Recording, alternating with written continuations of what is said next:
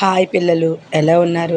ఈరోజు కథ ఏంటి అంటే, అన్నం పరబ్రహ్మ స్వరూపం అంటారు కదా. ఆ అన్నాన్ని వేస్ట్ చేస్తే దానివల్ల ఎంతమంది నష్టపోతారు, దానివల్ల మనం ఎలా నష్టపోతాము అనేది మనం తెలుసుకుందాం. ముందైతే ఈ చిన్న కథ ద్వారా మనం తెలుసుకుందాం.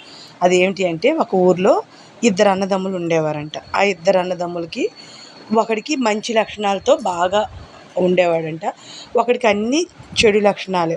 అయితే మంచి లక్షణాలతో ఉండే అబ్బాయి ఏంటంటే, రోజు వాళ్ళ అమ్మ ఏం పెట్టినా కాదనకుండా బుద్ధిగా తినేవాడంట. ఈ అబ్బాయి ఏం చేసేవాడు, తినకుండా ఆ అన్నం వేస్ట్ చేసి, అలా అని ఏ జంతువుకో పెట్టకుండా, లేకపోతే ఏ మనిషికో ఇవ్వకుండా అది ఎలా వేస్ట్ చేసేవాడు, తీసుకెళ్ళి కాలవలో పోసేయడం, అన్నీ అలాంటి పనులన్నీ చేసేవాడంట. కొద్ది రోజులకి వాళ్ళు పెద్దవాళ్ళు అయ్యారు. పెద్దవాళ్ళు అయ్యాక ఈ మంచి లక్షణాలు ఉన్న అబ్బాయి, వాడి పేరు రాము, ఈ చెడ్డ బుద్ధులు ఉన్నవాడు సోము.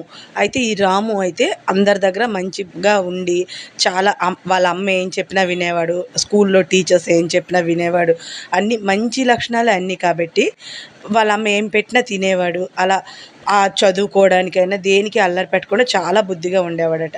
వాళ్ళు పెద్దవాళ్ళు అయ్యేసరికి ఏమైంది, ఈ రాముకి మంచి ఉద్యోగం వచ్చి అలాగా కొద్దిగా ఎదుగుతూ ఉన్నత స్థానానికి వెళ్ళాడు.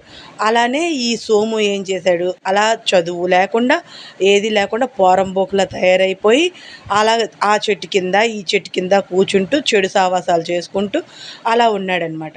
కొద్ది రోజులకి ఏమైంది, వీళ్ళిద్దరికీ పెళ్ళిళ్ళు చేయాలనుకున్నారనమాట. వాళ్ళ అమ్మ నాన్న పెళ్ళిళ్ళు చేయాలనుకుంటే, రాముకి మంచి భార్య, అందమైన అమ్మాయి, బాగా చదువుకున్న అమ్మాయి, మంచి ఉన్నత కుటుంబం నుంచి వచ్చింది. ఈ సోము కోసంకి ఎన్ని సంబంధాలు చూసినా కూడా మంచి అమ్మాయి కుదరట్లేదు. వీడికి ఇంకా కోరికలు ఎక్కువ, రకరకాల ఆలోచనలతో రకరకాలుగా ఆలోచించుతూ ఇచ్చేస్తుంటే, వెతుకుతుంటే ఎవ్వరు ఏ అమ్మాయికి కూడా ఇవ్వడానికి నచ్చటం లేదనమాట. అప్పుడు అయ్యో, నేను శుభ్రంగా ఉండుంటే నాకు కూడా ఇలాగ ఇచ్చుందిరే అని అప్పుడు బాధపడతాడు. అప్పుడు బాధపడే లాభం ఏంటి, ఏమీ లేదు కదా. అయితే ఎవరు ఇవ్వకపోవడంతో అలా ఇచ్చేస్తూ బాధపడుతూ ఇంకా దొంగతనాలకు వెళ్ళడం, రౌడీయిజం చేయడం, ఇవన్నీ చేస్తుంటాడు.